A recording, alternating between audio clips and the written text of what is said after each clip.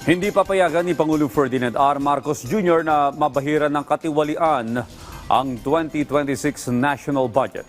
Samantala, nagtalaga na ang Pangulo ng bagong Special Advisor ng Independent Commission for Infrastructure, si Clazel Pardilla sa report. Hindi pahihintulutan ni Pangulong Ferdinand R. Marcos Jr. na mabahira ng anomalya ang pambansang pondo para sa susunod na taon.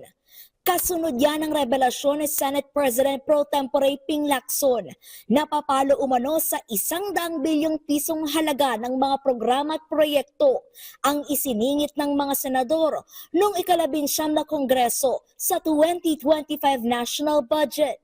Kung meron man magkakamali o magiging anomalyang muli ang gagawin na budget sa 2026, yan po ay kanyang i-veto. So makakasiguro po tayo with all these things happening, makakaasa po ang taong bayan na magiging maayos ang 2026 budget at hindi po pahihintulutan na ng Pangulo ang mga maaanumalyang proyekto.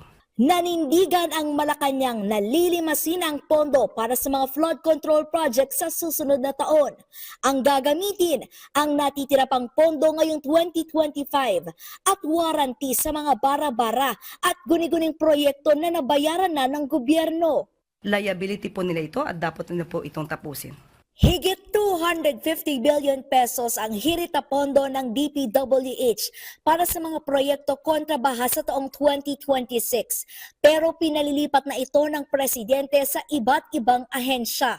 36 billion pesos ang pinalalagay sa Department of Social Welfare and Development para tustusan ang pamamahagi ng ayuda sa pinakamahirap na Pilipino. 39 billion pesos ang mapupunta sa Agriculture Department para sa pagpapatayo ng karagdagang pasilidad na pipigil sa pagkabulok ng mga produkto.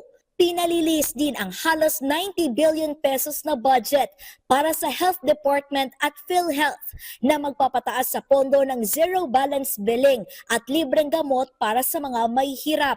Pinalalagyan din ng aumento sa budget ang education, transportation, labor department at iba pang tanggapan ng pamahalaan.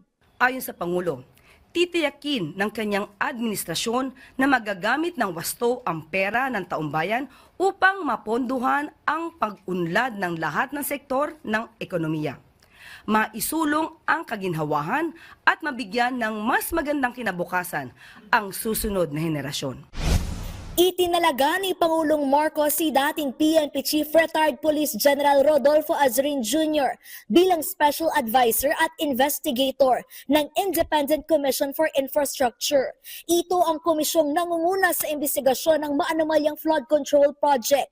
Nagpasalamat naman ang Pangulo kay Baguio City Mayor Benjamin Magalong sa kanyang serbisyo. Tiwalang administrasyon sa tulong ni Azurin, mapananagot ang mga nasa likod ng katiwalian. Clazel Pardilla para sa Pambansang TV sa Bagong Pilipinas.